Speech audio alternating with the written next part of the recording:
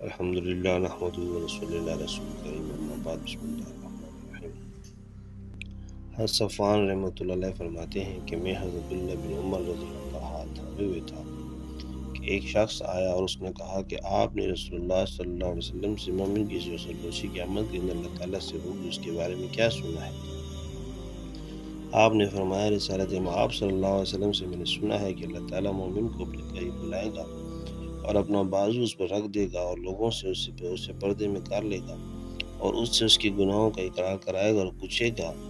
یاد ہے فلاں گناہ تو نے کیا تھا، فلاں کیا تھا، یہ اقرار کرتا رہے گا اور دل دھڑک رہا ہوگا کہ اب ہلاک ہوا۔ اتنے میں اللہ تعالیٰ فرمائے گا دیکھ